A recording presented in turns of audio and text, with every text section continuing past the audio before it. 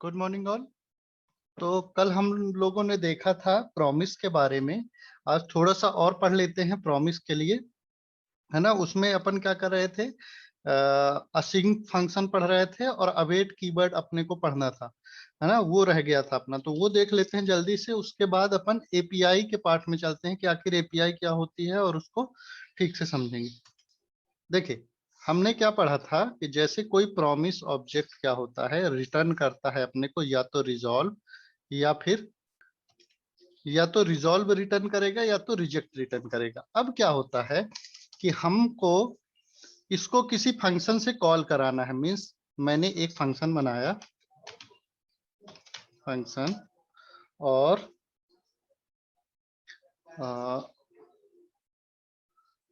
एक generic function बना लेते हैं, गेट एपीआई कॉल। फंक्शन का नाम है, कुछ भी लिख देती है, अभी मैं यही लिख देता हूँ। और इसके अंदर मैं क्या करता हूँ, इस गिफ्ट को क्या करता हूँ, प्रिंट कराता हूँ। इसको भी एक फंक्शन में ले लेता हूँ, एपीआई कॉल का एक फंक्शन, और क्या कर देता हूँ, एपीआई कॉल नाम दे देता हूँ इसको, और इसके अंदर लिख देता हूँ ये। ठीक है। और ये रिटर्न क्या करेगा, प्रॉमिस को। इसको मैं क्या करता हूँ, रिटर्न करा देता हूँ, गिफ्ट को रिटर्न गिफ्ट। ठीक है। और ये जो रिटर्न करने में अपने को कितना टाइम लगेगा, 1 सेकंड का ये टाइम लेता है। तो इसको भी मैं बढ़ा देता हूँ, 2 सेकंड का कर देता हूँ। ये वाला फंक्शन अपन ने क्या किया था, कल देखा था। अब देखते हैं इसको अपन कॉल करके। ठीक है। ये क्या करता है कि अगर रिजॉल्व होगा तो ये डेटा देगा, है ना। और रिजेक्ट होगा तो क्या करेगा, ये वाला डेटा देगा जो इसके अंदर रिजेक्ट के अंदर हमने लिखा है। तो अब हमको चाहिए डेटा। तो क्या करेंगे, यहाँ लिखेंगे लेट डेटा इक्वल टू, इस एपीआई को क्या करेंगे, कॉल करेंगे, है ना। ये एपीआई को कॉल किया हमने, और क्या करते हैं, इस डेटा को कंसोल लॉग कराते हैं कि हमको रिजॉल्व का डेटा मिला है या रिजेक्ट का डेटा मिला है। ठीक है ना। ये रिटर्न करेगा कुछ ना कुछ। तो देखते हैं कि ये क्या रिटर्न करता है। Console dot log data. ठीक है। इसको मैं रन कराता हूँ, पेज में अपने रन कराते हैं इसको, index dot open with Google.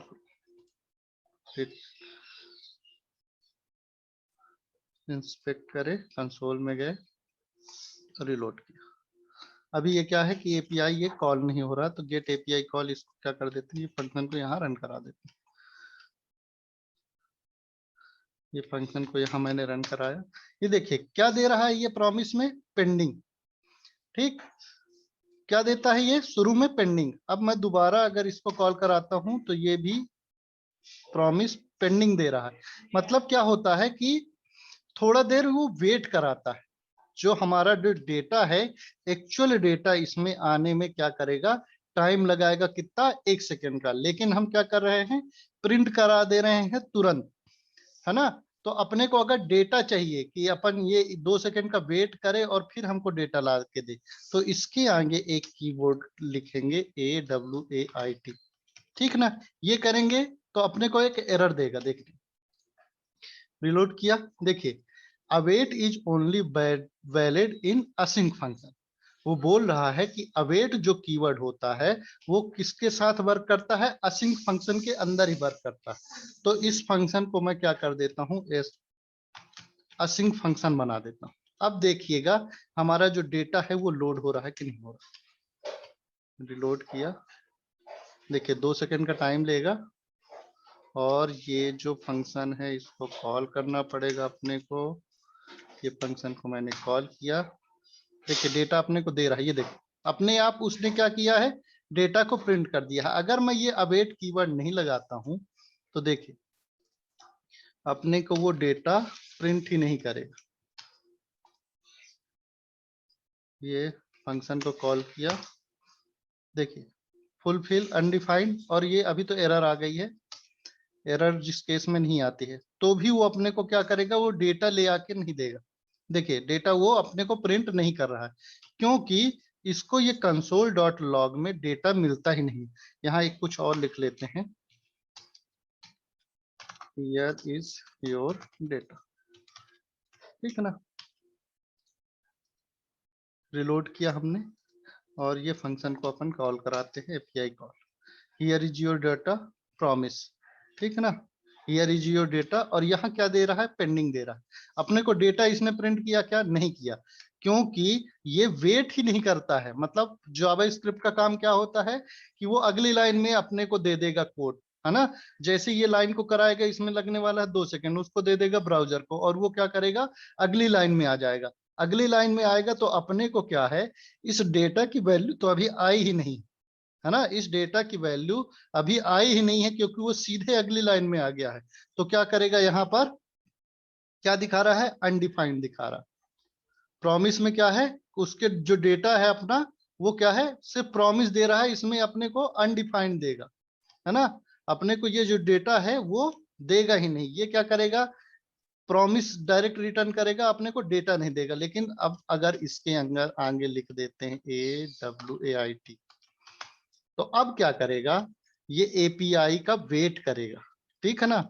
API call अपन करते हैं, इसको रिलोड किया पेज और सॉरी,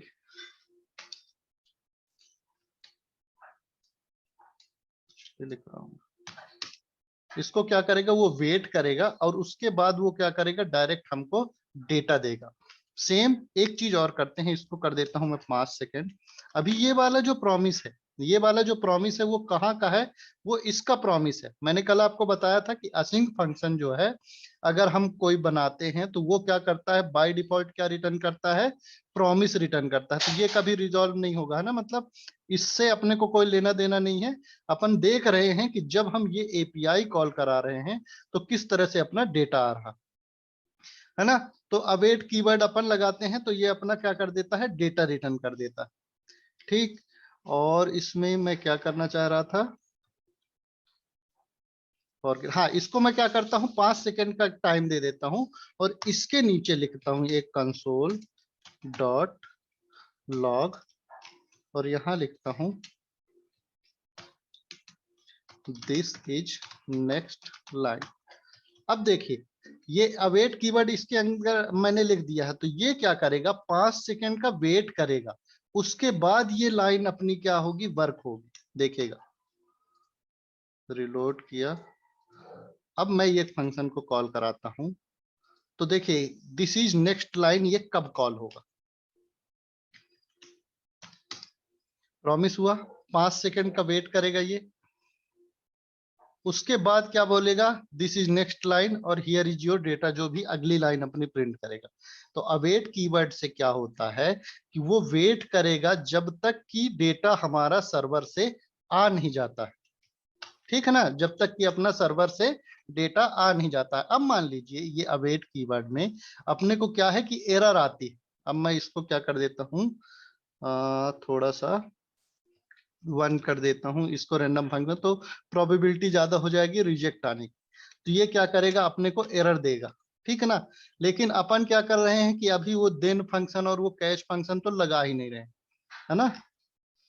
तो क्या होगा, अपने को एरर देगा। और इसमें कैसे अपन कैच करेंगे फंक्शन को, मतलब कोई भी वैल्यू क्या करेंगे, कैसे कैच करेंगे, एरर कैसे फाइंड करेंगे और उसको कैसे कैच करेंगे। अभी भी आ गया, रिफ्रेश नहीं किया क्या मैंने,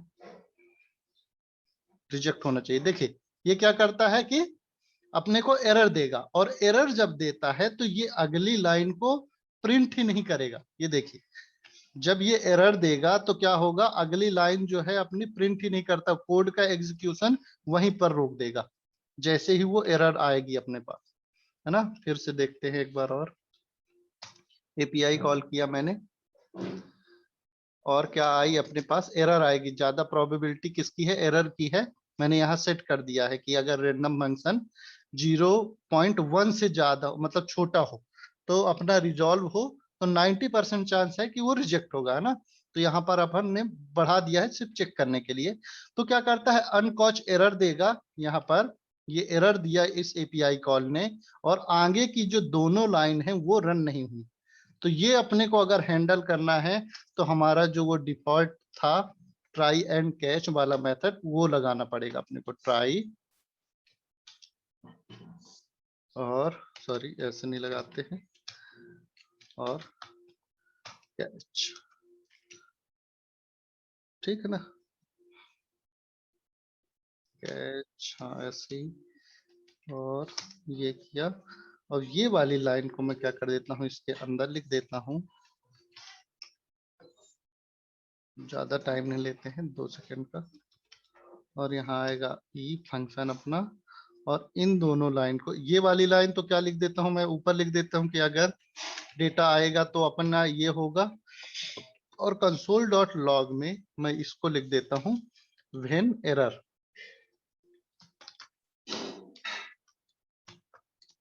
व्हेन एरर, कि जब भी एरर आएगी तो क्या रन होगा अपना, ये वाला रन होगा। देखिए इस केस में क्या होगा कि वो एरर को भी हैंडल कर लेगा, इसको तो कॉल कराना ही पड़ेगा। हाँ, व्हेन एरर, जब एरर आएगी तो वो क्या करेगा, उसको हैंडल कर लेगा। नहीं तो क्या होता था, अपना कोड का एग्जीक्यूशन रुक जाता था। अब इसके आगे मैं अगर कोई कोड लिखूंगा तो वो वर्क करेगा। दिस शुड वर्क, ठीक है ना।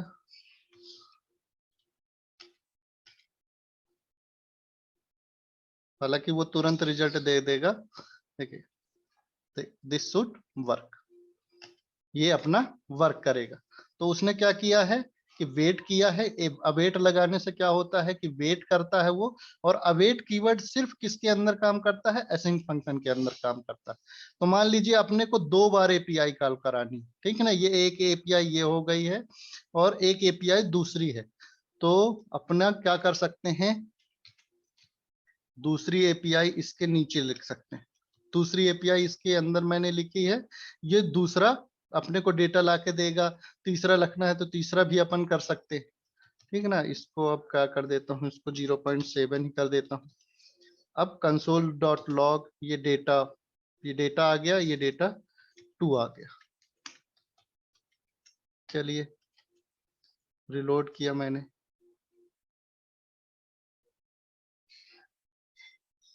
और फंक्शन को कॉल कराता हूँ, ये भूल जाता हूँ, फंक्शन तो वहां कॉल अपना लिखा ही नहीं। ठीक, तो क्या दिखाता है, here is your data gift on the way, here is your data gift on the way, ठीक है। और एक चीज देखेंगे अपन अवेट कीवर्ड के साथ, कि अगर बीच में अपना कोई कोड लिखते हैं, कंसोल डॉट लॉग, तो ये क्या कराएगा, अगली वाली लाइन तभी रन करेगा जब ये वाली डेटा जो है अपना रिजॉल्व हो जाएगा, ठीक है ना। वो डायरेक्ट नहीं आएगा, मतलब पहले ये वाली लाइन को पूरा वो वेट करेगा, और वो जब कंप्लीट हो जाएगी तब ये प्रिंट करेगा। पहले अपना क्या होता था कि अगर कोई चीज वेट कर रही है, जैसे टाइम से टाइम आउट अपन लिख देते थे, तो वो क्या कर देता था, ये वाली लाइन को वो प्रिंट कर देता था, आप लोगों ने देखा होगा, है ना। अभी क्या होगा इस केस में, पहले वो डेटा को लेके आएगा, उसके बाद ये प्रिंट करेगा, है ना। देखिएगा उसके बाद ये आगे जाएगा डेटा 2 में। चलिए इसको भी देख लेते हैं, और ये फंक्शन को कॉल किया, ये देखिए इसको आया इसमें, और एरर आ गई अभी तो, रिलोड, एरर नहीं आनी चाहिए। हाँ, ये देखिए कौन सा वाला अपना लाइन रन हुआ है, देखिए ये वाली लाइन रन हुई है, ठीक है। और वो किसके बाद रन हुई है, इस एपीआई कॉल के बाद, ठीक है। अब जैसे मान लीजिए इस एपीआई कॉल में मैं एक चीज और लिख देता हूं, तब तो पता चलेगा अपने को, जैसे रिजॉल्व हुआ, ये वाली लाइन कब प्रिंट करेगी, कंसोल डॉट लॉग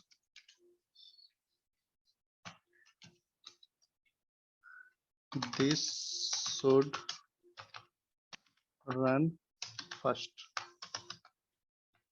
ठीक ना। तो ये वाला अपने क्या करेगा, पहले रन करेगा, उसके बाद इसको रन करेगा। अवेट कीवर्ड से ये क्या करता है कि उसको सिंक्रोनस बना देता है। एरर आ गई, एरर नहीं आनी चाहिए, फिर error I. This should run first, देखिए दिस शुड रन फर्स्ट, ये वाला क्या हुआ, पहले रन हुआ। करना क्या चाहिए, अगर हम यहाँ अवेट कीवर्ड नहीं लगाते हैं तो पहले वो क्या करेगा, इसको रन कर देगा। देखिए एपीआई कॉल किया मैंने, रिलोड किया, फंक्शन को कॉल किया, दिस शुड रन फर्स्ट। देखिए सबसे पहले किसको रन कर दिया इसने, इसको, क्योंकि ये वेट करेगा इसका, इसको यहाँ क्या करेगा, यहाँ वेट, डेटा आने में टाइम लगाएगा, तो उसने पहले क्या रन कर दिया है, इसको रन कर दिया, उसने वेट नहीं किया, अगली लाइन में डायरेक्ट आ गया। उसके बाद क्या करता है कि ये वाले कोड में गया, इसको रन किया, और फिर क्या करता है, ये वाली लाइन अपनी रन करेगा। लेकिन अगर हम अवेट कीवर्ड लगा देंगे तो जब तक इसकी प्रोसेस कंप्लीट नहीं होगी, जब तक क्या होगी, इसकी प्रोसेस कंप्लीट नहीं होगी, तो वो क्या करेगा, अगली वाली लाइन में आएगा ही। देखिए दिस शुड रन फर्स्ट, उसमें आया, उसके बाद अगली वाली लाइन में आया। पहले कौन सा रन हुआ, ये फंक्शन पूरी तरह से एग्जीक्यूट हुआ, जो भी हमने फंक्शन को कॉल कराया था, उसके बाद वो अगले वाली लाइन में आता है। अगर अवेट कीवर्ड नहीं लिखते तो वो क्या कर देता कि पहले इसको रन कर देता, फिर उसके बाद जो भी अपना डेटा रिजल्ट आया है उसको वो क्या करता, प्रिंट करता। ये सबके समझ में आ गया क्या? एक बार हाँ ना बोल दो तो अपन आगे बढ़े, एपीआई देखेंगे कि क्या होता है ना, स्टार्टिंग से। इसमें कोई किसी को कंफ्यूजन? ठीक है, सूर्यकांत शुक्ला गॉट इट, भावना, रावेंद्र, एक बार हाँ ना लिख दो तो अपन क्या है, आगे बढ़ेंगे। ठीक है, दो लोगों ने कर दिया है तो आ ही गया होगा मेरे ख्याल से। तो आगे देखते हैं। आगे कुछ चीजें मैंने क्या है कि स्लाइड बना के रखी हैं। तो पहला तो अपन ने देखा था कि वो सिंगल थ्रेड में वर्क करता है, तो कैसे वर्क करता है ना, कैसे लाइन बाय लाइन अपने को कोड को रन करेगा, और क्या एडवांटेज होते हैं सिंगल थ्रेड के, है ना। जैसे अपना क्या है, अगर सिंगल थ्रेड में वर्क नहीं करेगा तो वो क्या करेगा, सब प्रोसेस का वेट करेगा, अगर सिंक्रोनस के केस में होगा तो सब प्रोसेस को कंप्लीट होने में अगर 28 सेकंड का टाइम लग रहा है, तो अगर इसको असिंक्रोनस में कॉल कराएंगे तो सिर्फ जो भी बड़ी प्रोसेस होगी उसमें जितना टाइम लगेगा, वो टोटल में सबको क्या करेगा, उसी में सबको कंप्लीट कर देगा। फिर अपन ने प्रॉमिस के बारे में पढ़ा, है ना, गेट और असिंक और अवेट कीवर्ड पढ़ा। अब पढ़ते हैं अपन क्या है, एपीआई के बारे में, कि एपीआई क्या होती है। तो एपीआई का फुल फॉर्म होता है एप्लीकेशन प्रोग्रामिंग इंटरफेस। लिख देता हूं मैं, एप्लीकेशन प्रोग्रामिंग इंटरफेस, ठीक है ना। एप्लीकेशन प्रोग्रामिंग इंटरफेस इसका फुल फॉर्म हुआ। अब ये एग्जैक्टली होता क्या है वो देखते हैं अपन हम लोग, है ना। तो जैसे क्या होता है कि कोई भी एप्लीकेशन हम बनाए, एप्लीकेशन का मतलब कोई भी चीज जो कुछ ना कुछ फंक्शनैलिटी परफॉर्म करती है, ठीक है ना। जैसे खिड़की खोलना, खिड़की बंद करना, ये नॉर्मल मतलब नॉन टेक्निकल चीजें मैं बता रहा हूं अभी। तो ये क्या होती हैं कि कुछ ना कुछ एप्लीकेशन जिससे अपन कोई ना कोई क्या है, काम करवा रहे हैं, और उसके पीछे अपन ने क्या है कि कोई ना कोई मैकेनिज्म बनाया, ठीक है ना, वो बना दिया है। और उसको एक इंटरफेस, किसी जो एंड यूजर है उसको एक इंटरफेस दे दो कि भैया तू इसमें जो भी एक्शन परफॉर्म करेगा, वो जो मैंने पीछे प्रोग्रामिंग कर रखी है, पीछे जो मैकेनिज्म मैंने लगाया है वो वर्क करेगा, ठीक है ना। तो तुमको लेना देना नहीं है उससे कि मैंने कौन सी प्रोग्रामिंग लैंग्वेज यूज की है, पीछे कौन सा मतलब कितना काम किया है, उससे कोई लेना देना नहीं है। सिर्फ तुमको ये काम दिया गया है, इतना कर लो, है ना, तुम्हारे यूज का जो है वो मैं दे देता हूं। तो जैसे कि एग्जाम्पल के थ्रू देखते हैं इसको, कि जैसे मान लीजिए कोई लिफ्ट होती है, ठीक है ना। तो लिफ्ट में 1 से लेके मान लीजिए 12 फ्लोर तक हैं, तो अपन क्या है कि 1 नंबर की बटन दबाते हैं तो फर्स्ट फ्लोर में जाते हैं, 2 नंबर की बटन दबाते हैं तो दूसरे फ्लोर में जाते हैं।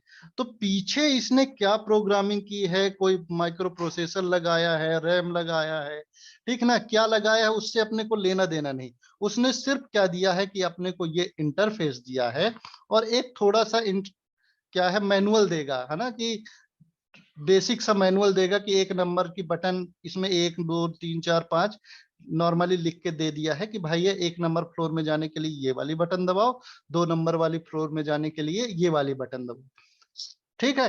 तो पीछे उसने क्या कोडिंग की है, कितना मोटर लगाया है, कितनी बिजली चल रही है, उससे अपने को लेना देना नहीं, सिर्फ अपने को लेना देना है इस इंटरफेस से। ठीक है ना। इंटरफेस का मतलब जिससे इंड यूजर, जो अपना लास्ट यूजर है, जो भी उसका यूज करने वाला है, उससे इंटरेक्ट कर रहा है, उसको बोलते हैं इंटरफेस।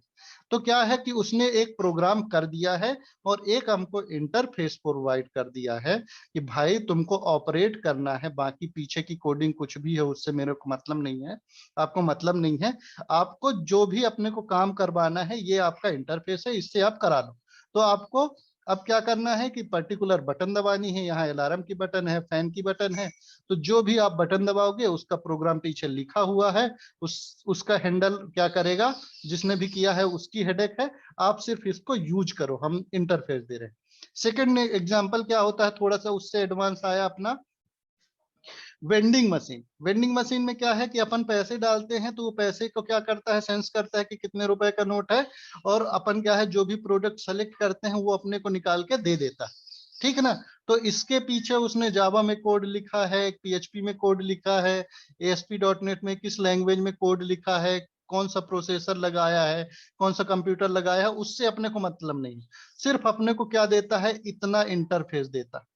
ये अपने को ये इंटरफेस दिया एक छोटा सा कि भाई तुम इसमें पैसे डाल दो, यहाँ से नंबर से अपना प्रोडक्ट का नंबर सेलेक्ट कर दो, और यहाँ हर प्रोडक्ट के आगे क्या कर देता है कि एक लेबल लगा देता है कि ये नंबर है ना। तो अपन क्या करते हैं कि सिर्फ उतना मैनुअल को देख के, जो भी उसका मैनुअल है, वो अपना एक्शन परफॉर्म करते हैं, और उस इंटरफेस का यूज करके अपन क्या करते हैं, अब जो भी वो सहूलियत दे रहा है उसको यूज कर सकते हैं। सेम होता है अपना टीवी रिमोट। अब टीवी रिमोट के अंदर क्या कोडिंग किया है उससे मतलब नहीं है, लेकिन उसने मैनुअल बता दिया है, ये चैनल की बटन है, ये वॉल्यूम की बटन है, ये नंबर की बटन है, अब इनको तुम दबाओगे तो इसमें जो भी पीछे कोडिंग की है आपको मिल जाए। ठीक है ना।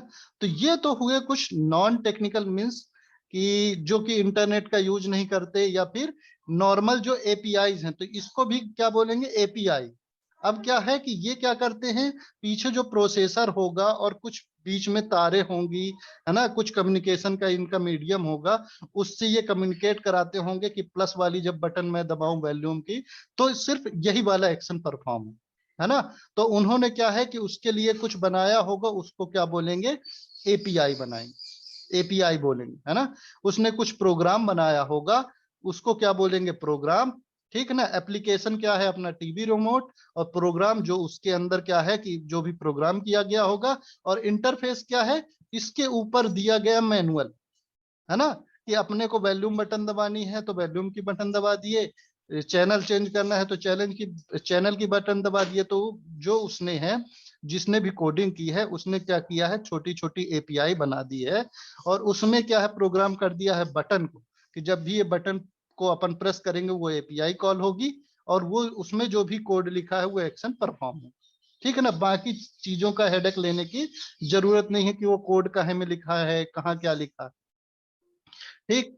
अब आते हैं कि इंटरनेट में अपना क्या है, वर्क कैसे करती है, इंटरनेट के साथ एपीआई कैसे वर्क करती है, जो हमारा मेन मोटिव है ना। अपने को लिफ्ट नहीं बनानी, है ना, अपने को लिफ्ट नहीं बनानी, रिमोट नहीं बनानी, वेंडिंग मशीन नहीं बनानी, बनाना चाहे तो बना सकते हैं। लेकिन अब देखते हैं कुछ रियल लाइफ एग्जांपल जो अपन यूज करते हैं, और उसमें बैकएंड में कौन कौन सी एपीआई लगी है। जैसे अपन क्या है, एक तो है क्या है अपना यूपीआई। ठीक है ना।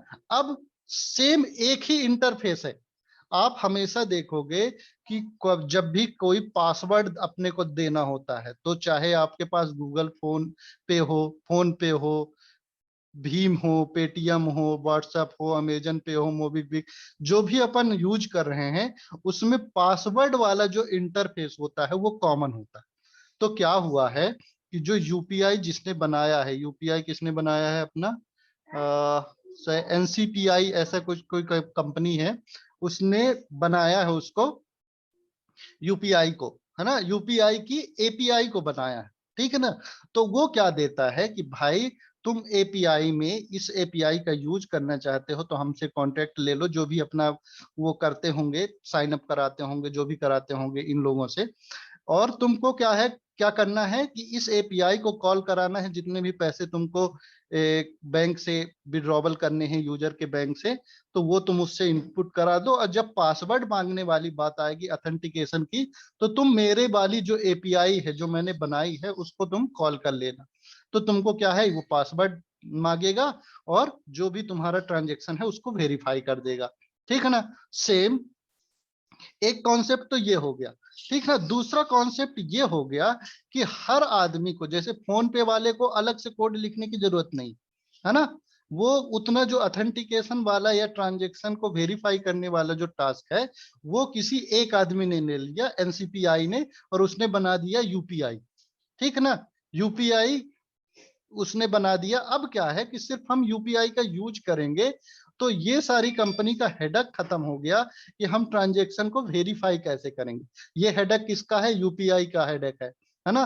तो ये सिर्फ उसका यूज कर रहे हैं, पीछे यूपीआई वालों ने क्या कोड किया है ना, वो किस तरह से वेरीफाई करते हैं, बैंक से कैसे कम्युनिकेट करते हैं, है ना, बैंक को कैसे बताते हैं कि तुम्हारे अकाउंट से विड्रॉवल करना है या तुम्हारे अकाउंट में क्रेडिट करना है, उससे उनको हेडक लेने की जरूरत नहीं है। ये गूगल पे वालों को, फोन पे वाले को, पेटीएम वालों को, है ना, ये काम कौन करेगा, यूपीआई वाले करेंगे।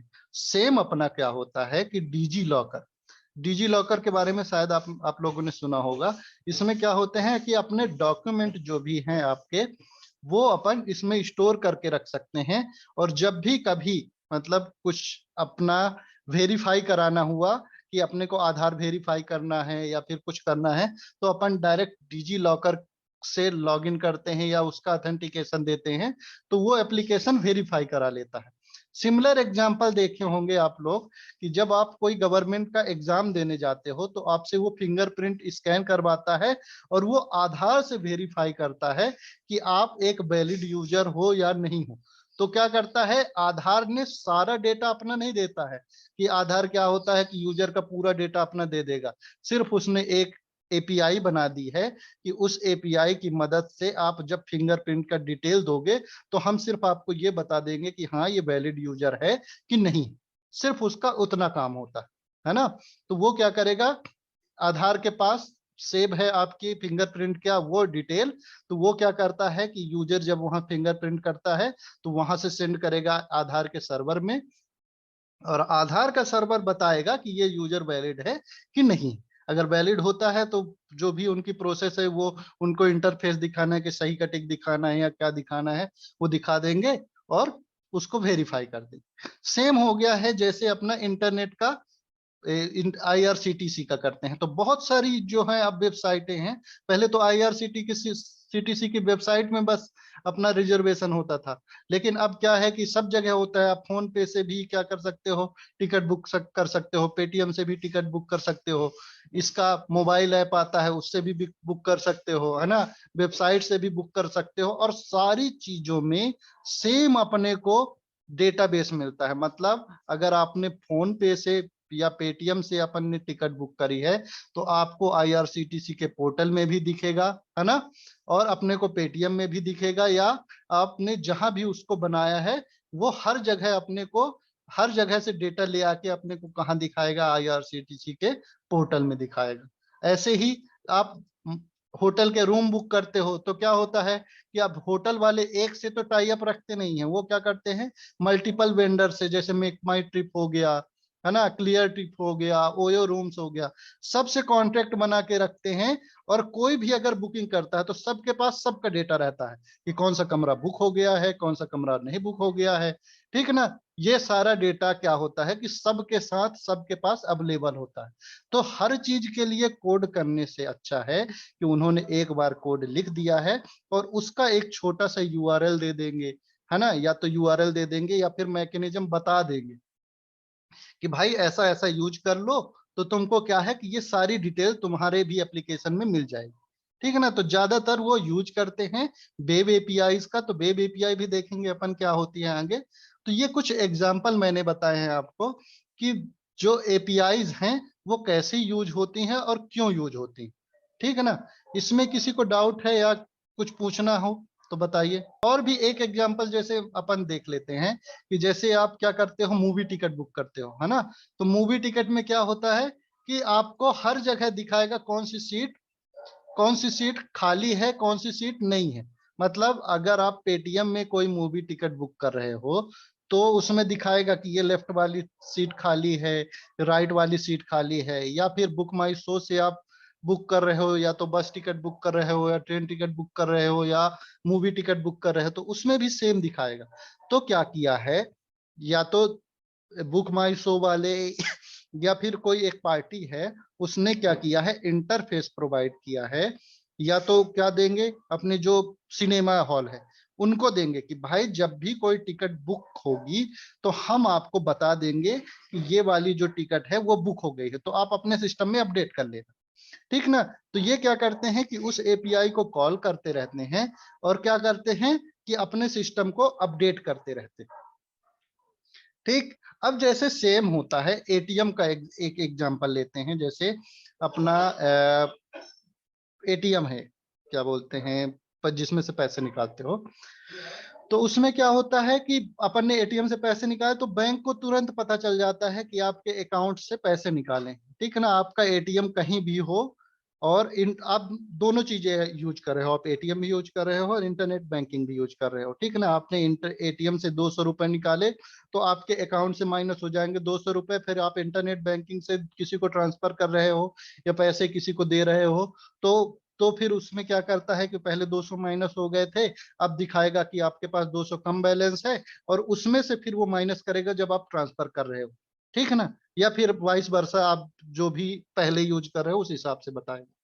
ठीक ना, तो बैंक वाले क्या करते हैं कि एक एपीआई बना के रखते हैं। अब वो हर जगह कोड करते बैठे नहीं रहेंगे, है ना, कि वो एटीएम के लिए अलग से कोडिंग लिखें, है ना, और आपके मोबाइल बैंकिंग के लिए अलग से कोडिंग लिखें, या फिर आप बैंक में पैसा जमा करने या निकालने जाते हो तो उसके लिए अलग कोडिंग रखें। तो वो क्या करेंगे, एक जगह कोड लिख के एक सेंट्रलाइज अपना डेटाबेस या सर्वर बना देते हैं और उससे कुछ एपीआई बना देते हैं कि ये वाली यूआरएल आप हिट करोगे, या फिर यूआरएल, ये वाली आप यूआरएल हिट करो और इसमें बताओ कि किस यूजर से कितने पैसे आपने ट्रांसफर किए हैं। तो हम क्या करेंगे, उतना ही अपडेट कर देंगे अपने डेटाबेस में। और फिर किसी को अपनी डिटेल चाहिए होगी उससे, तो वो क्या करेंगे कि ये वाली एपीआई मैंने बना दी है कि यूजर की डिटेल वाली एक एपीआई है, तो वो बताएगा कि आपके अकाउंट में अभी कितना बैलेंस। ठीक है, अब समझ में आ गया सूर्यकांत की। और कोई एग्जांपल?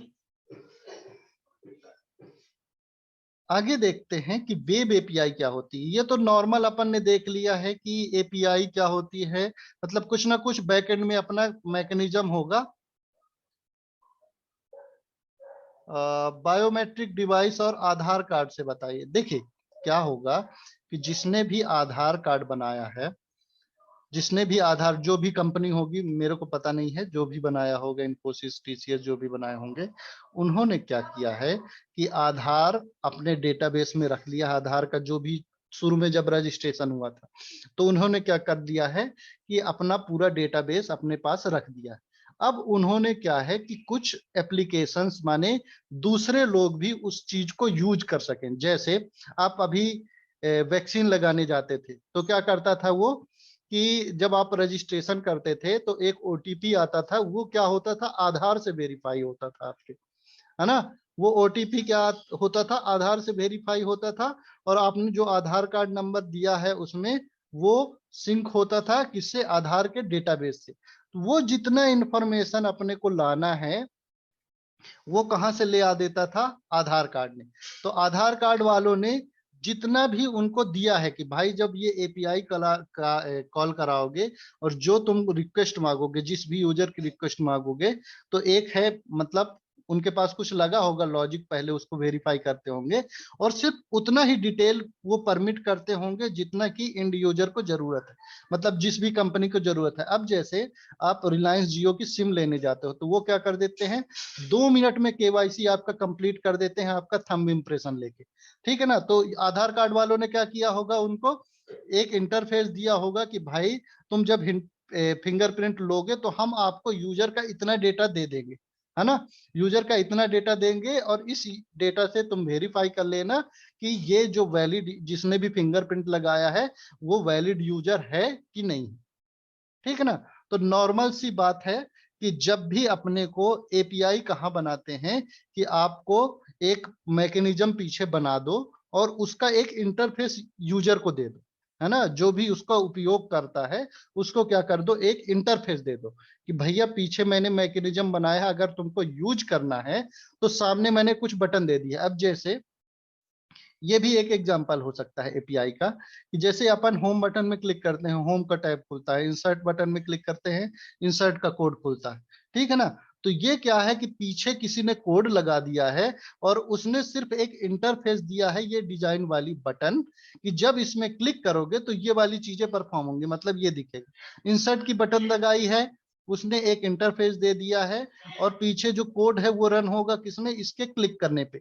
तो इस तरह से वो वर्क करता है, ठीक है। तो अभी तो क्लास एंड हो रही है, अपन क्या करेंगे नेक्स्ट सेशन में समझेंगे कि वेब एपीआई क्या होती है, कि एपीआई जो होती है वो वेब में कैसे वर्क करती है, ठीक है ना। तो इंटरनेट का यूज करके जो भी एपीआई आप वर्क कराते हो वो सारी एपीआई वेब एपीआई कहलाती है। आप देखेंगे कि वो कैसे वर्क करती है। वेब एपीआई भी सिमिलर है, बस ये है कि वेब में वर्क करता है। जब मैं वेब पढ़ा रहा था, इंटरनेट और वेब में अंतर बता रहा था, तो क्या बताया था कि यूआरएल्स में वर्क करता है, वेब का जो भी पार्ट होता है वो यूआरएल में वर्क करता है ना। मतलब ये एक यूआरएल होगा, उसको हम एक्सेस करेंगे, उसमें जो कोई भी एक्शन अपने को डेटा सेंड करना है या डेटा रिसीव करना है वो हम यूआरएल के थ्रू करेंगे। तो क्या होता है कि वेब एपीआई इस तरह से वर्क करती है। एक एग्जांपल देखते हैं कि हम ना, हमारा जो ये डेटाबेस है, ठीक है ना, उसके बाद हमने क्या लिखा है कि बिजनेस लॉजिक को अपना लिख के और एक एपीआई बना दी है, ठीक है ना। तो खूब सारी एपीआई होंगी और वो अपन क्या करेंगे, उसको ओपन करेंगे, या फिर इसमें भी पासवर्ड वगैरह सब लगता है कि हर कोई यूज ना कर पाए, या फिर इसका भी रजिस्ट्रेशन अपन करा सकते हैं, है ना। तो इसको भी अपन सिक्योर बनाते हैं बिजनेस लॉजिक लिख के कि हर कोई मिस यूज ना कर पाए, सिर्फ उतना ही पार्ट यूज कर पाए जितना कि हमको करना है। तो ये सारा चीज किस में आएगा, अपना बिजनेस लॉजिक में। तो जो भी अपना लॉजिक लगाना था वो लगाया अपन ने, और कई सारी यूआरएल बना दी, है ना, कई सारी यूआरएल बना दी कि भाई तुमको अगर यूजर का डेटा चाहिए तो ये वाला यूआरएल हिट करोगे तुमको यूजर का डेटा मिल जाएगा, ठीक है ना। फिर यूजर की एज चाहिए तो ये मिल जाएगा, इससे मिल जाएगा। यूजर की एजुकेशन चाहिए, अगर मान लीजिए किसी यूजर का हमने डेटाबेस बनाया है, या फिर आधार कार्ड का ही एक एग्जांपल लेते हैं, तो आधार कार्ड में अपना पूरा डेटा रहता है, ईमेल रहता है, नेम रहता है। अब क्या है कि अपन ने डिजी लॉकर के थ्रू क्या किया है, उसमें डाल दिया है अपनी सारे सर्टिफिकेट, अपन ने डाल दिए हैं, वो भी आधार से वेरीफाई होता है। तो आधार के पास लगभग हमारा सारा डेटा होता है। तो क्या हुआ है कि आधार वालों ने एपीआई एक बनाई होगी कि अब आपको यूजर का जो भी आपका नागरिक है या सिटीजन है उसका आपको डेटा चाहिए, तो क्या करिए, हमारे पोर्टल में आके रजिस्ट्रेशन करिए, हम आपको कुछ अथेंटिकेशन के लिए दे देंगे, कुछ टोकन दे दिए, कुछ स्ट्रिंग दे देंगे, है ना, कुछ अपने को पासवर्ड यूजर नेम देंगे। तो आप क्या करोगे, उस यूआरएल को एक्सेस करो और वो वाला यूजर नेम और पासवर्ड मेरे को बताना और किसका डेटा चाहिए, ठीक है ना। तो अगर इनके पास लिखा होगा कि आप इस यूजर का डेटा दे सकते हो तो क्या करेगा, उसको दे देगा। अब सेम अपन एक एग्जांपल और लेते हैं, जैसे फेसबुक का। तो फेसबुक का अपन क्या है कि पूरा उसके पास पूरा डेटा है और उसने क्या किया है, अपना बिजनेस लॉजिक लिखा है और एपीआई दे दी है ना। अब वो सेम एपीआई आप चाहे एंड्रॉइड में चलाओ, चाहे आईफोन में चलाओ, चाहे विंडोज फोन में चलाओ, चाहे किसी भी ब्राउजर में चलाओ, आपको सेम इंटरफेस मिलेगा। हाँ, थोड़े बहुत चेंजेस हो सकते हैं क्योंकि बहुत सारी चीजें इंटरनेट एक्सप्लोरर में सपोर्ट नहीं करेंगी, कुछ कुछ फायरफॉक्स में सपोर्ट नहीं करेगा, तो थोड़ा बहुत माइनर अपना चेंजेस होंगे, उस वो भी किसमें, आपको फ्रंट एंड में, मतलब दिखाने के केस में कि कुछ चीजें जो हैं आपकी इस तरह से वर्क कर रही हैं, कुछ चीजें उस तरह से वर्क कर रही हैं। लेकिन जो उसका बैकएंड होगा या फिर जो वो लोग एपीआई बनाएंगे, एपीआई क्या होगा, क्या होता है वो तो अपन लोगों ने समझ दिया। तो वो क्या करेंगे, कुछ जो यूआरएल होंगे उसको हिट करके वो अपना एक बिजनेस लॉजिक को रन करेंगे, और उस बिजनेस लॉजिक के हिसाब से जो भी डेटा उनको देना होगा वो डेटाबेस से निकालेंगे और आपको दे देंगे। ठीक है ना। तो जब भी आप क्या करते हो फेसबुक में, चाहे आप आईफोन में लॉगिन करो, चाहे एंड्रॉइड में लॉगिन करो, चाहे विंडोज में या फिर किसी भी ब्राउजर में, है ना, तो क्या करते हैं वो सेम एपीआई कॉल कराएंगे लॉगिन की। ठीक है ना। और वो डेटा कौन सा ला के देंगे, जो भी प्रोफाइल का आपको डेटा देना होगा उसको वो दे देंगे, है ना। उनको ये भी पता रहता है, और आप ये भी देखते होंगे कि फेसबुक के पास सारी इंफॉर्मेशन रहती है कि आप फेसबुक या गूगल के पास कि आप कौन कौन सी डिवाइस में लॉगिन हो, है ना, कौन कौन सी डिवाइस में लॉगिन हो, लास्ट आपने किस डिवाइस से लॉगिन किया था, है ना। तो ये सारी चीजें डिटेल भी वो रखते हैं, अपना रखे रहते हैं, ट्रैक करते रहते हैं, है ना। तो उन्होंने क्या है एपीआई बनाई हुई है, उन एपीआई का यूज करके आप क्या कर सकते हो, आप अपना एप्लीकेशन बना सकते हो। ठीक है ना। तो फेसबुक ने क्या किया है कि सारी चीजें दी है, अब आपको अपना खुद का नया फेसबुक बनाना है। ठीक है ना। लेकिन आपको यूज करना है फेसबुक का डेटाबेस, तो वो भी देता है फेसबुक कि किसी यूजर की आपको पोस्ट की लिस्ट चाहिए, तो आपको दूसरा इंटरफेस बनाना है ना। कि जैसे फेसबुक नीले कलर में दिखता है, आपको ग्रीन कलर में दिखाना है, ब्लू कलर में दिखाना है, तो वो भी आपको नया बनाना, तो वो भी बना सकते हो। लेकिन आपको देखना पड़ेगा कि फेसबुक हमको उसकी कितनी अथॉरिटी देता है, मतलब क्या क्या देता है, क्या क्या नहीं देता, है ना। तो अब आपको लाइक बटन उसमें दूसरी तरह का बनाना है, डिसलाइक बटन आपको दूसरी तरह बनाना है, तो आप वो बना सकते हो with the help of API. ठीक है ना। तो ऐसे ही मान लीजिए एक और एग्जांपल समझते हैं कि वेब एपीआई कैसे वर्क करती है। कि जैसे मान लीजिए हमारा बैकएंड सर्वर है और ये मोबाइल एप्लीकेशन है मान लीजिए, ठीक है ना। तो इसमें अपन क्या किए कि इस बटन में, जैसे ये रेड वाली बटन है उसमें अपन ने क्लिक किया, तो ये क्या करेगा, रिक्वेस्ट सेंड करेगा किसको, एपीआई। एपीआई में अपना लॉजिक लिखा होगा, वो डेटाबेस से इंटरेक्ट करेगा। तो डायरेक्ट हम क्या कर रहे हैं कि डेटाबेस से इंटरेक्ट नहीं कर रहे हैं। ठीक है ना। तो पहले एक एग्जांपल उसमें ऑफलाइन वाला अपना देख लेते हैं कि जैसे अपन किसी किसी पिज्जा शॉप में गए या किसी होटल में गए, ठीक है ना। तो अपन क्या करते हैं कि एक मेनू को पढ़े, मेनू अपना क्या हो गया, यहाँ इंटरफेस हो गया, और उस मेनू को पढ़े, और अपन ने ऑर्डर किसको दिया, वेटर को दिया। वेटर क्या करता है, इंटरेक्ट करता है किचन से कि यहाँ कोई चीज ले जानी है, मतलब इंफॉर्मेशन यूजर की ले जानी कि यूजर को क्या चाहिए। वो क्या करेगा, take order to the kitchen, kitchen में ऑर्डर ले जाएगा, और क्या करेगा, किचन में जो भी प्रोसेस हो रही वो प्रोसेस होगी, और उसको मिल जाएगा डेटा, या फिर उसको पिज्जा मिल जाएगा, और वो ले आके किसको दे देगा, एंड यूजर को दे देगा। तो सेम अपना कॉन्सेप्ट होता है वेब एपीआई को, वेब एपीआई का, कि क्या करते हैं अपन बटन दबाए, वो रिक्वेस्ट किया किसको, एपीआई को, एपीआई अपना क्या किया है कि सारी चीजें प्रोसेस करेगा, डेटाबेस से इंटरेक्ट करेगा, जो भी डेटा उसको लाना है वो क्या करेगा, उसको रिस्पॉन्स करेगा किसमें, मोबाइल एप्लीकेशन में। और मोबाइल एप्लीकेशन में आपको जैसा दिखाना है उस डेटा को वैसा आप दिखा सकते हो। ठीक है। आगे देखते हैं कि जब हम शुरू में क्या करते हैं, जब मैंने बताया था आपको, तो क्या बताया था कि जब भी अपन क्या करते हैं, किसी चीज को रिक्वेस्ट करते हैं, कोई भी यूआरएल करते हैं, तो क्या करता है कि वो अपने को रिस्पांस में सीएसएस, एचटीएमएल और ये देता है, एचटीएमएल, सीएसएस और जावास्क्रिप्ट देता है।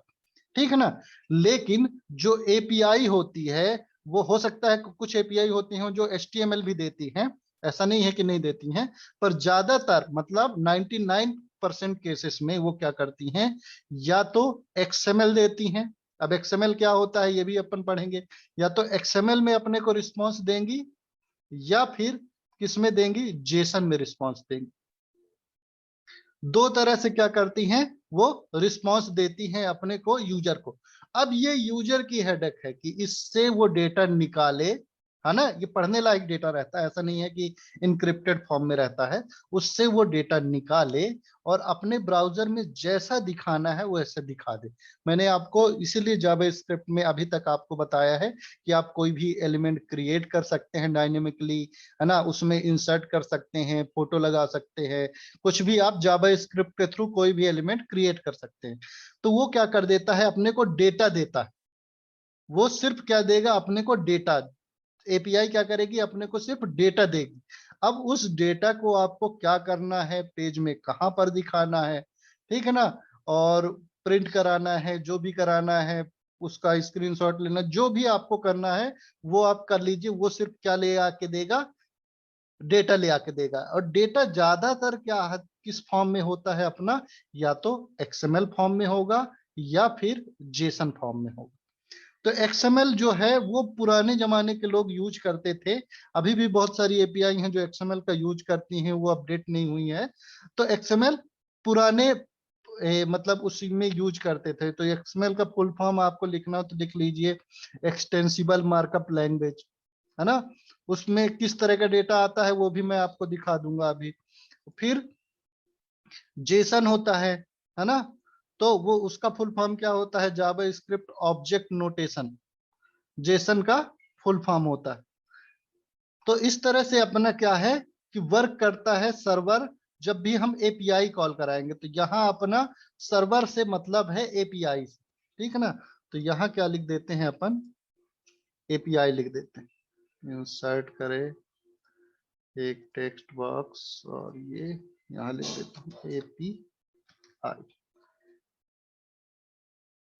ठीक है। तो हमारा क्या हो गया, यहाँ सर्वर से डायरेक्ट इंटरेक्शन ना करके अपन किससे इंटरेक्ट करते हैं, एपीआई से इंटरेक्ट करते हैं। और वो एपीआई अपने को क्या होगा, रिस्पांस में क्या देगा, डेटा देगा। किस फॉर्मेट में, या तो एक्सएमएल फॉर्मेट में या तो जेसन फॉर्मेट में, ठीक ना।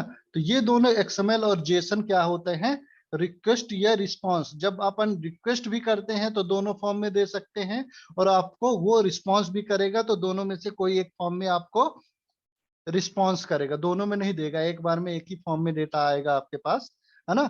तो इसको कैसे अपन पढ़ेंगे, कैसे अपन पार्स करेंगे, है ना, पार्सिंग करेंगे, उसमें से डेटा निकालेंगे, वो अपन देखते हैं, है ना। तो पहले तो देखते हैं अपन एक्सएमएल। देखिए एक्सएमएल को गूगल में सर्च किया मैंने, एक्सएमएल, और कुछ इसकी इमेजेस देखते हैं। देखिए एक्सएमएल में क्या होता है कि इस तरह का डेटा आता है। जैसे क्या हुआ, बर्ड का अपने पास डेटा आ रहा है, ठीक है ना, कई सारे बर्ड का अपने पास डेटा आ रहा है। तो इसमें पहला जो डेटा आया वो क्या आया, ऑयल, ऑल का आया। तो ऑल की आईडी क्या है, ये है, ठीक है ना, उसका नाम क्या है, ये है, वो किस रीजन में रहता है वो यहाँ पर दे दिया है, ठीक है ना।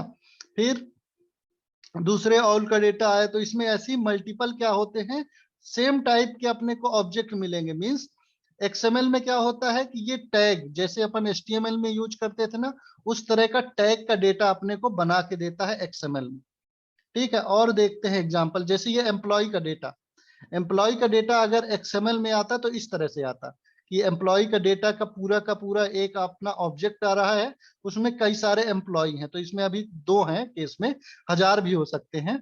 तो एम्प्लॉय आईडी ये हुई, फर्स्ट नेम ये हो गया, लास्ट नेम ये हो गया। इस तरह का अपने को कुछ मिलता था डेटा जब हम एक्सएमएल में वर्क करते थे। एक्सएमएल में क्या करता था कि जो भी अपनी प्रॉपर्टी होती है उसको क्या करता है, वो एक टैग ले लेता है, ठीक है ना। जैसे अपन HTML में टैग यूज करते हैं, तो उस टैग के अंदर वो वैल्यू डालता था। तो अपने को फर्स्ट नेम चाहिए तो क्या करते थे, फर्स्ट नेम निकालते थे, लास्ट नेम, हायर डेट, फिर डिपार्चर कोड जो भी है, डिपार्टमेंट कोड, सैलरी। तो ऐसे ही दूसरे यूजर का भी सेम डेटा होगा और उसका उसकी वैल्यू होगी। तो इस तरह का जब फॉर्म अपन क्या है देते हैं एक्सएमएल में, तो एक्सएमएल का कुछ इस तरह से अपना फॉर्म होता है। अब जैसे इसमें एक और एग्जांपल देख लीजिए, जैसे ये रूट एलिमेंट हुआ, फिर कस्टमर का अपना पूरा डेटा हुआ। कस्टमर में पहला कस्टमर का डेटा, उसका कस्टमर का नाम, कस्टमर की आईडी, फिर उसने कौन कौन से ऑर्डर किए हैं, अब नेक्स्टेड है ये, है ना। कस्टमर के अंदर ऑर्डर की डिटेल, पहला ऑर्डर ये हुआ, ठीक है ना। फिर इसके अंदर और भी ऑर्डर होंगे तो इसी तरह का सेम ऑब्जेक्ट क्या करेगा, उसके अगली लाइन में भी लिखा रहेगा। तो इस तरह वो मल्टीपल लिख सकते हैं, है ना। और भी देखते हैं, ये हो गया। इस तरह से क्या होता है, एक्सएमएल में जो डेटा आता है वो इस फॉर्म में आता है। जैसे ब्रेकफास्ट का मेनू अपने को बनाना है, ठीक है ना, तो डेटा किस तरह से आएगा, तो ब्रेकफास्ट का मेनू ये अपना मेन ऑब्जेक्ट हो गया, है ना, ऑब्जेक्ट। और उसके अंदर अपना क्या हुआ, फास्ट फूड, पहला आइटम, दूसरा आइटम, तीसरा आइटम, ठीक है ना। तो इस तरह से डेटा आता है अपना किसमें, एक्सएमएल में। तो मैं आपको अभी बता देता हूं कि हम जो है एक्सएमएल में वर्क नहीं करेंगे। अब ज्यादातर जो वेबसाइट होती हैं वो एक्सएमएल में वर्क नहीं करती, फिर भी मैं ओवरव्यू बता देता हूं कि इस तरह से डेटा आता है आपका एक्सएमएल में। जैसे यहाँ यूजर का डेटा है, तो पहले यूजर का डेटा कितना हुआ, ये हुआ, दूसरे यूजर का ये हुआ, तीसरे यूजर का ये हुआ। तो पर्टिकुलर फॉर्मेट जो क्या रहता था वो इस तरह का रहता था। ऐसा फॉर्मेट आता है एक्सएमएल में, टैग में, कि जो भी डेटा है वो टैग के अंदर अपना आता था, ठीक है ना। और अब देखते हैं जेसन के बारे में। फुल फॉर्म तो देख ही लिया, फुल फॉर्म से अपने को ज्यादा कुछ लेना देना नहीं है, इंटरव्यू में पूछा जाता है तो रट लीजिए, है ना। अब देखते हैं जेसन में। तो जेसन में जो फर्स्ट जो दो कैरेक्टर हैं जेएस, ये बिलोंग्स करते हैं जावा स्क्रिप्ट को, ठीक है ना। फिर आगे है ऑब्जेक्ट और आगे है नोटेशन। मैंने बताया था कि अपन क्या करते हैं, जावा स्क्रिप्ट में ऑब्जेक्ट क्रिएट करते हैं। तो सेम इसी तरह ऑब्जेक्ट क्रिएट करते हैं ना अपन जावा स्क्रिप्ट में। इसमें वैल्यू देते हैं, सिर्फ की देते हैं, फिर उसके बाद उसकी वैल्यू देते हैं, ठीक है ना। जैसे कस्टमर आईडी अपन ने की दी और उसकी वैल्यू, की दी फिर उसकी वैल्यू, फिर की दी फिर इसकी वैल्यू। तो जैसे अपन जावा स्क्रिप्ट में ऑब्जेक्ट बनाते हैं, उसी तरह से अपन क्या करते हैं, इसी फॉर्म में डेटा सेंड या रिसीव होता है सर्वर में, ठीक है ना। तो डायरेक्टली अपने को समझ में आ रहा है देख के कि ये ऑर्डर का डेटा है, ये ऑर्डर नंबर है, ये डेट है, ये tracking number, customer ID, customer का नाम। अब ये कस्टमर की डिटेल है तो कस्टमर आईडी का full name, last name, address, city, state, zip, इस तरह का अपने को सर्वर का डेटा आएगा। अब अपने पेज में इसको कैसे दिखाना है आप जानो, है ना, कि फर्स्ट नेम आपको लाल कलर में दिखाना है, पीले कलर में दिखाना है, तो वो आप दिखा सकते हो जैसा भी आप चाहो। तो इस तरह से वो क्या करेगा, ऑब्जेक्ट को रिटर्न कर देगा जब भी आप जेसन में अपने को रिक्वेस्ट या रिस्पॉन्स करोगे। तो ऐसे ही सर्वर भी उसी जेसन को समझेगा, है ना, उससे एक एक डेटा निकालेगा, जो भी उससे परफॉर्म कराना है वो परफॉर्म कराएगा और आपको देगा। तो जेसन का जो फॉर्मेट होता है वो कुछ इस तरह का होता है, ठीक है ना। जेसन का जो फॉर्मेट होता है वो कुछ इस तरह का होता है।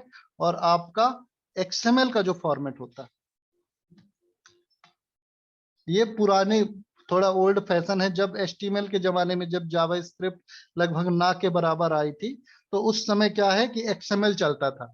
सर्वर से रिक्वेस्ट और रिस्पांस किस फॉर्म में आता था, एक्सएमएल में। तो ये सिमिलर दिखता है लगभग एचटीएमएल के जैसा, है ना। अब क्या है, जावा स्क्रिप्ट आ गया है तो ये क्या होता है, जावा स्क्रिप्ट जैसा दिख रहा है ना, कि जावा स्क्रिप्ट के ऑब्जेक्ट की जैसा दिख रहा है। तो इसमें जैसे वैल्यू अपन पार्स करते हैं ना, कि अपन प्रॉपर्टी का नाम दिए, ऑब्जेक्ट डॉट प्रॉपर्टी के नाम, तो वो अपने को क्या दे देता है, वैल्यू। अब उस वैल्यू को आपको लाल कलर में दिखाना है, पीले कलर में दिखाना है, वो आप दिखा सकते हो। तो ये हुआ जेसन, है ना, और ये हुआ एक्सएमएल। तो जेसन क्या होता है, ऑब्जेक्ट के फॉर्म में रहता है। अब इसमें अपने को अगर ऑर्डर की वैल्यू चाहिए तो क्या, कैसे निकालेंगे अपन ऑर्डर, उसका पहला एलिमेंट, है ना, डाले पहला एलिमेंट और फिर लिखे और डॉट ऑर्डर नंबर, तो वो क्या कर देगा, अपने को ऑर्डर नंबर कर देगा। डॉट डेट लिखोगे तो डेट दे देगा, कस्टमर आईडी लिखोगे कस्टमर दे देगा। फिर कस्टमर का डेटा चाहिए तो आपको कस्टमर, फिर उसका पहला ऑब्जेक्ट, फिर मतलब पहला इंडेक्स, फिर उसके बाद उसमें लिखोगे कस्टमर नेम या फर्स्ट नेम डॉट लगा के, तो वो आपको वैल्यू दे देगा, है ना। तो इस तरह से अपन क्या पढ़ चुके हैं लगभग जेसन के बारे में। मींस अब जेसन क्या है कि ये रिक्वेस्ट रिस्पांस में देता है, तो इसको जेसन बोलते हैं। अपन जब यहाँ वेरिएबल बनाते हैं तो उसको क्या बोलते हैं, ऑब्जेक्ट बोलते हैं, जावा स्क्रिप्ट ऑब्जेक्ट। और वो क्या करता है, जब भी अपन सर्वर से रिक्वेस्ट रिस्पांस सेंड करेंगे तो उसको वहां पर क्या बोलेंगे, जेसन बोलेंगे। जेसन में सर्वर में रिक्वेस्ट और रिस्पांस किस में फॉर्म में आता है, एक्सएमएल और जेसन फॉर्म में आता है।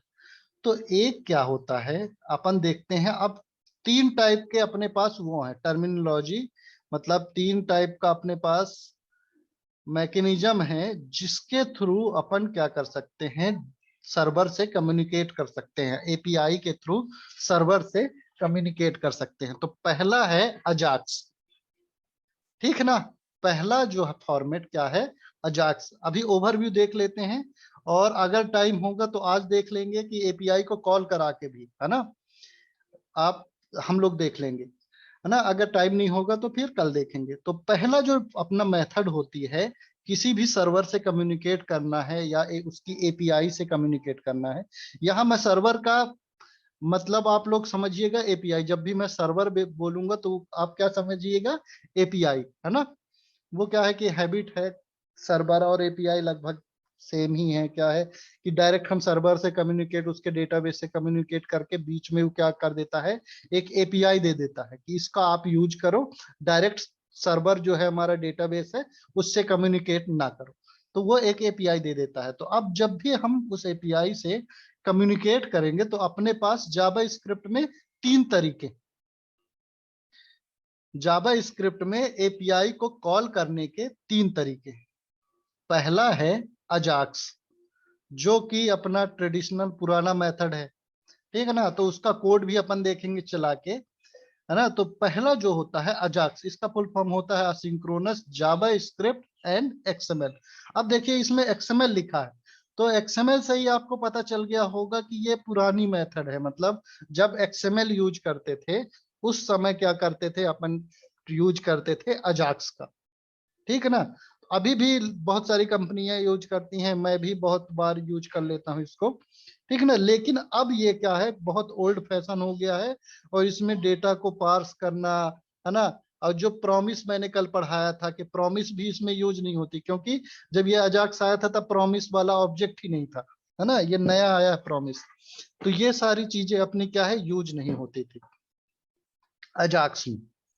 तो अब क्या करेंगे अपन, अजाक्स पढ़ेंगे। तो अजाक्स में किस तरह से अपना रिक्वेस्ट सेंड होती है, तो क्या करेंगे, एक उसमें ऑब्जेक्ट होता है एक्सएमएल एचटीटीपी रिक्वेस्ट, उसका एक ऑब्जेक्ट बनाएंगे ऐसा। फिर उसमें 2 मेथड होंगी, रिक्वेस्ट डॉट ऑन लोड और रिक्वेस्ट डॉट ऑन एरर। मतलब अगर उसमें सक्सेस आया है तो ऑन लोड वाली मेथड चलेगी, अगर उसमें कुछ एरर आता है, आपको संभावना है कि एरर आ सकती है, तो ऑन एरर में आपको देगा, जैसे प्रॉमिस के केस में आता था। लेकिन ये थोड़ा सा उससे डिफरेंट है। फिर उसके बाद क्या करेंगे, आपको लिखना है रिक्वेस्ट डॉट ओपन। अब ये अपने को यूआरएल देनी है, तो पहले सेम लिखेंगे अपन, जैसे फॉर्म अपन बनाते थे उसमें मेथड में लिखते थे गेट और पोस्ट, है ना। तो अपन यहाँ लिखेंगे गेट या पोस्ट, और भी बहुत सारी मेथड होती हैं, एपीआई की बहुत सारी मेथड होती है, गेट होती है, पोस्ट होती है, पुट होती है। ये भी अपन देख लेंगे कि कौन सी चीज किस में वर्क करती है। तो उससे ज्यादा लेना देना नहीं है। अपन क्या करेंगे, फर्स्ट पैरामीटर में क्या करेंगे, गेट देंगे, उसकी मेथड देंगे, सेकेंड में यूआरएल देंगे, और थर्ड में क्या करेंगे, डेटा देते हैं, या तो डेटा देंगे या फिर ट्रू फॉल्स देंगे। फिर ये हेडर को अभी आप इग्नोर करिएगा, हेडर क्या होता है। फिर उसको क्या करेंगे, रिक्वेस्ट को सेंड करेंगे, सेंड ये ब्रैकेट लगा हुआ है यहाँ पर। तो रिक्वेस्ट डॉट सेंड करेंगे तो क्या करेगा, ये सर्वर को रिक्वेस्ट करेगा, और अगर उसमें से कुछ डेटा आएगा, कोई एरर नहीं आएगी, तो कौन सा मेथड कॉल होगा, ऑन लोड वाला। अगर उसमें कुछ एरर आएगी तो कौन सा मेथड कॉल होगी, ऑन एरर वाली मेथड कॉल होगी, ठीक है। ये करके देखेंगे अपन, पर पहले धीरे धीरे ओवरव्यू समझ लेते हैं। फिर अपना होता है सेकंड, फैच वाली एपीआई। फैच इससे थोड़ा सा मॉडर्न है, अजाक्स से थोड़ा सा मॉडर्न है, लेकिन उतना भी अच्छा नहीं है, है ना। तो फैच में क्या होता है, फैच में सिर्फ गेट रेप एपीआई कॉल होती है। यहाँ देखिए, जब अपन ने क्या लिखा था अजाक्स, तो यहाँ मेथड देते थे, लेकिन फैच वाली जो मेथड है अपनी, ये जावा स्क्रिप्ट अपने को फैच मेथड देता है, फैच फंक्शन देता है। उसमें अपन लिखते हैं यूआरएल, फिर वो क्या करता है, रिटर्न करता है अपने को प्रॉमिस। और प्रॉमिस में 2 चीजें होती हैं, या तो वो रिजॉल्व होगा या तो रिजेक्ट होगा, ठीक ना। तो अगर रिजॉल्व होता है तो अपने को वो क्या देता है, रिस्पॉन्स में उस वो अपने को क्या देता है, रिस्पॉन्स में उस एपीआई की डिटेल, कि हाँ ये एपीआई रन हो गई। लेकिन फैच एपीआई पहली बार में डेटा नहीं देता। पहली बार में क्या देगा, उसकी डिटेल जो भी वहां से एपीआई से कि हाँ सक्सेस हो गई है कि फॉल्स हो गई है, वो सब हो गई। लेकिन वो क्या करता है, डेटा का फिर भी वेट करता है कि हाँ तुमको डेटा भी लाना है। तो वो क्या करेगा, अगली बार जब आप कॉल कराओगे देन मेथड, तब क्या करेगा, जब हम करके देखेंगे तो ज्यादा पता चलेगा। तो वो क्या करेगा, अपने को डेटा देगा, फिर उसको आपको कंसोल कराना है या अपनी वेबसाइट में दिखाना है, वो आप दिखा सकते हो। तो इससे अजाक्स से थोड़ा सा मॉडर्न है। लेकिन फेच एपीआई भी अपन क्या करेंगे, यूज नहीं करेंगे। अपन यूज करेंगे कौन सा, एक होता है एक्सियोस। अपन क्या यूज करेंगे, एक्सियोस। एक्सियोस क्या है कि थोड़ा मॉडर्न है अपने को, लेकिन इसके लिए क्या करनी पड़ती है, अपने को एक्सटर्नल लाइब्रेरी यूज करनी पड़ती है। जैसे कि अपन बूटस्ट्रैप की लाइब्रेरी यूज करते थे सीएसएस के लिए, है ना, बूटस्ट्रैप की लाइब्रेरी यूज करते थे। ऐसे ही अपन क्या करेंगे, एक्सियोस की लाइब्रेरी यूज करेंगे। एक्सियोस बैक एंड में तो क्या वर्क कराता है इससे, मतलब उसका जो पीछे उसमें जो टर्मिनोलॉजी या फिर कुछ भी लिखा होगा, वो क्या करता है कि बैकएंड में लगभग ऐसा ही कॉल कराता है वो एक्सएमएल एचटीटीपी रिक्वेस्ट। लेकिन अपने को क्या है कि वो डेटा देता है किस फॉर्म में, मतलब जेसन के फॉर्म में डेटा देता है और सब कुछ अच्छे से बना के देता है। तो वो भी रिस्पॉन्स में अपने को क्या रिटर्न करेगा, प्रॉमिस रिटर्न करेगा। अब यहाँ लगा सकते हैं अपने को देन और कैच। देन में क्या करेगा, जब भी सक्सेस का आएगा तो सक्सेस का देगा, और अगर एरर का आएगा तो क्या करेगा, एरर का देगा। ठीक है, चलिए एक अपना एग्जांपल तो देख ही लेते हैं, जैसे एक्सएमएल एचटीटीपी रिक्वेस्ट वाला अजाक्स वाला अपना देख लेते हैं। तो उसके लिए इसको कल ही देखेंगे अपन, सॉरी कल ही देखेंगे अपन। लेकिन एक चीज और देख लेते हैं, एक सॉफ्टवेयर है जिसको आपको डाउनलोड करना है एपीआई सीखने के लिए। ये होता है पोस्टमैन। पोस्टमैन डाउनलोड आप सर्च करोगे अपने कंप्यूटर में, सिस्टम में, तो क्या करेगा, वो आपको ये वाले पेज में रिडायरेक्ट करेगा। इसकी भी मैं लिंक दे दूंगा, है ना आपको, तो आप लोग देख लीजिएगा। पेज घूम रहा है, तो ये वाला सॉफ्टवेयर डाउनलोड कर लीजिएगा आप लोग, है ना, पोस्टमैन सॉफ्टवेयर डाउनलोड कर लीजिएगा। इसमें क्या है कि कोई भी एपीआई को अपन टेस्ट करके पहले देख सकते हैं कि वो कैसी चल रही है और कैसा अपने को डेटा आ रहा है। तो इससे क्या होता है कि आपको आइडिया लग जाता है कि जब हम डेटा को अपन पार्स करेंगे अपने उसमें जावा स्क्रिप्ट में या फिर उसको शो करेंगे, तो कहाँ पर कौन सा डेटा दिखाना है, एक आइडिया, जनरल आइडिया अपन लगा सकते हैं। तो ये वाला सॉफ्टवेयर आप लोग डाउनलोड कर लीजिएगा अपने सिस्टम में। ज्यादा बड़ा नहीं होगा, 10-20-50 MB का होगा, पता नहीं कितने का है। मेरे में पहले से इंस्टॉल है ना, तो दिखा देता हूँ मैं। पोस्टमैन नहीं है क्या, था तो इंस्टॉल, नहीं है, चलो मैं भी डाउनलोड कर लेता हूँ। मेरा विंडोज 64 बिट का सिस्टम है, 122 MB का सॉफ्टवेयर है ना, छोटा नहीं है। तो ये डाउनलोड कर लीजिएगा।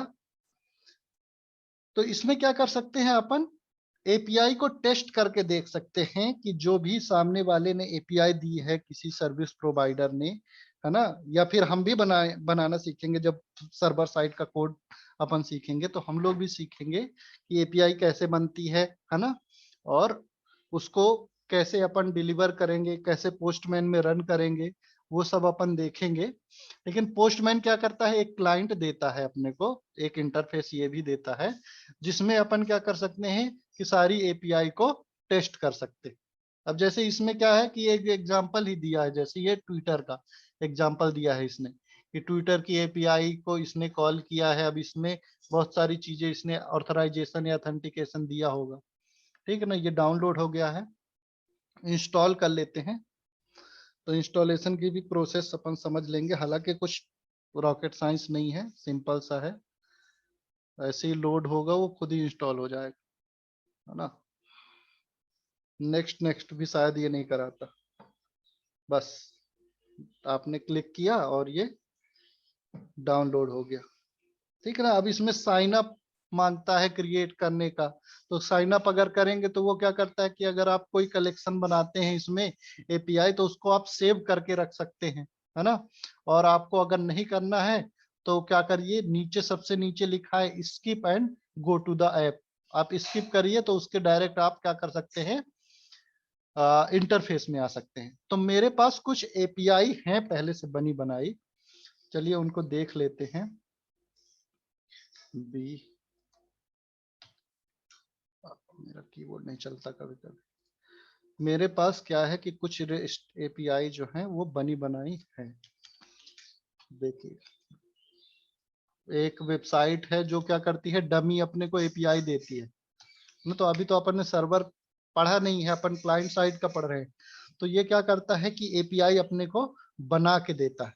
जैसे ये एम्प्लॉय का अपने को एग्जांपल देता है डमी एपीआई में कि आपको सारे एम्प्लॉय का डेटा चाहिए। तो देखिए टाइप में क्या लिखा है, जेसन, है ना।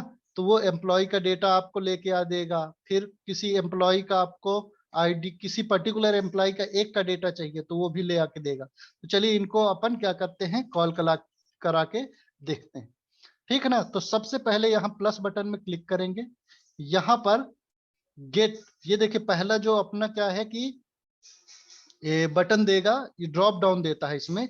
तो इसमें देखिए कितनी सारी मेथड दिया है।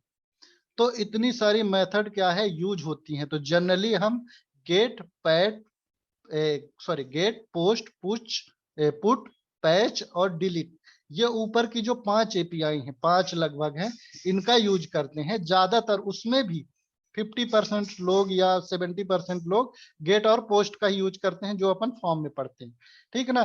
तो यहाँ जब भी कोई आपको डेटा देगा, एपीआई की लिस्ट देगा, वो बताएगा कि कौन सी मेथड अपने को यूज करनी है।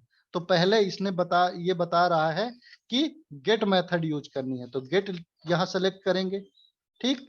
फिर उसके बाद ये जेसन से अपने को लेना देना नहीं है, और इसका ये फुल राउट देता है, मीन्स एक यूआरएल देता है।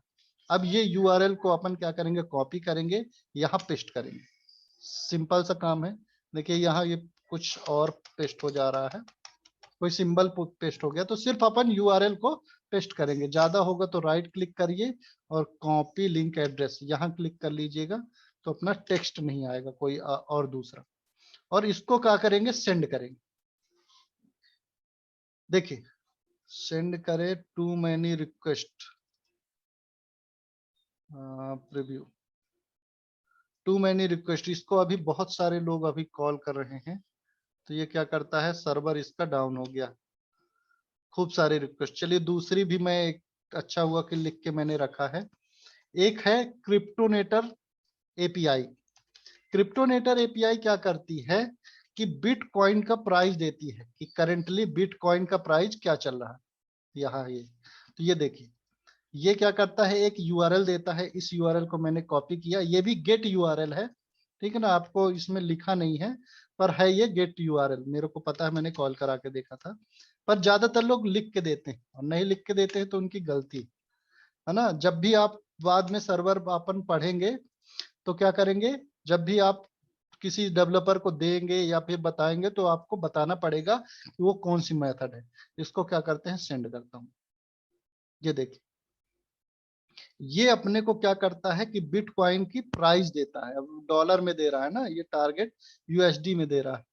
आईएनआर में कैसे देते हैं वो देखेंगे अपन बाद में। अब देखिए प्रीव्यू में करेंगे ना, तो यहाँ नीचे रहता है प्रीव्यू आपका, जो ये अपना रिस्पॉन्स है, ये अपने को यहाँ पर रिस्पॉन्स देगा। तो ये देखिए प्रीव्यू के केस में आपको नॉर्मल एक स्ट्रिंग जैसा दे रहा है। इसको रॉ करेंगे तो ये एक रॉ फॉर्मेट में दिखाएगा, लेकिन जब प्रीटी में आप क्लिक करोगे तो ये देखिए ऑब्जेक्ट के फॉर्म में, जैसा अपन ऑब्जेक्ट बनाते थे ना, वैसा अपने को ये डेटा दे रहा है ना। तो देखिए इसमें क्या दे रहा है, बीटीसी, इसका बेस जो इसका मतलब शॉर्ट फॉर्म होता है, तो बिटकॉइन का बीटीसी होता है। फिर किस टारगेट में, मतलब टारगेट बता रहा है कि किस फॉर्मेट में प्राइस दिखा रहा हूं मैं, है ना। तो अभी कितना प्राइस चल रहा है इसका, 56,115 रुपए और इतने जो भी सेंट, सॉरी इतने यूएसडी और इतने सेंट, ये प्राइम दे रहा है। कितना वैल्यूम अभी क्या है कि अवेलेबल है, और कितना चेंजेस हुए, ठीक ना। तो ये रियल टाइम में लगभग दिखाता है। ये देखिए चेंज हो गया प्राइस, अभी नहीं चेंज हुई, और देखते हैं थोड़ी देर में चेंज हो जाएगी। इस तरह का अपने को डेटा देगा जेसन में, जब भी अपन क्या कर देंगे, एक ये यू एपीआई कॉल करेंगे। अब देखिए कि सिर्फ ये इतना ही डेटा दे रहा है, तो क्या हो सकता है कि इसके पास इतना ही डेटा हो? नहीं, इसके पास पूरी हिस्ट्री होगी कि इस समय यूटीसी का, बिटकॉइन का प्राइस क्या था, अब क्या है, उसके बाद क्या होगा, है ना।